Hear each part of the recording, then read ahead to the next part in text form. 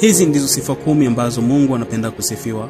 Kama utapata nafasi ya kuingia katika maombi, ibada za usiku na kutaka kutafuta maneno mazuri kwa ajili ya kumomba Mungu kama dhabihu ya maneno, dhabihu ya sauti na kumsifu Mungu ili akupatie kile unachoomba katika maisha yako, basi hapa nimekuletea maneno mazuri ya kumwambia Mungu ili apate kufurahi. Sema: Bwana, Mungu wa milele, wewe ni Alfa na Omega, mwanzo na mwisho wa vyote vilivyomo.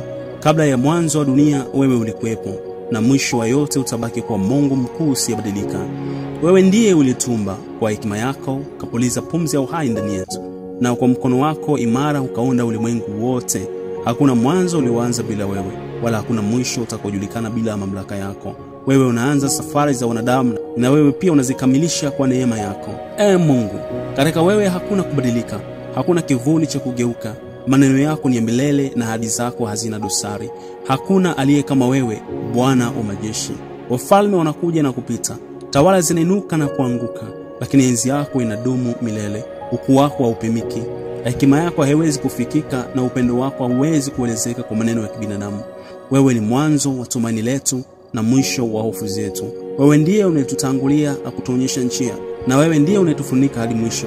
Tunakuinua Alfa na Omega, kwa maana hakuna mwingine anayeweza kulinganishwa na wewe. Utukufu, heshima na nguvu vinakuhusu wewe wa milele. Sema: Bwana, Mwokozi na mlinzi wa milele, wewe unastahili utukufu wote, heshima na nguvu milele. Hakuna kiumbe chochote kilicho katika mbingu au dunia chenye uwezo kutoa heshima kama inavyopaswa kwa wewe. Utukufu wako hawezi kupimika. Kila nyota, kila mto, kila upepo vinavyokuzunguka vinakuheshimu. Nguvu zako hazina kipimo na huna mshindani.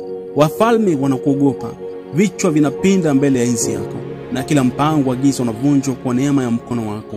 Heshima na utukufu wako havina mwisho. Unainuliwa juu ya kila kitu, juu ya maisha na kifo, juu ya nyota na anga.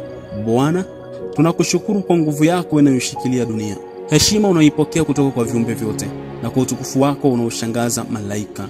Tunakuinua, tunakuabudu na tunatangaza mbele ya kila kiumbe, hakuna kama wewe. Hakika wewe unastahili sifa, heshima na utukufu wa milele. Sema: Bwana wa milele, tunakuinua kwa jina lako kuu, jina lenye nguvu isiyofananika, ambalo linapoinuliwa linakimbiza giza lolote. Jina lako ni kuu juu ya majina yote. Hakuna aliye duni au wa kawaida anayefanana na neema, mamlaka na heshima inayopatikana katika jina lako. Bwana, tunatamka jina lako kwa imani. Pepo za giza hazina nafasi, kila hila ya shetani huanguka, kila wivu na ukatili huondoka.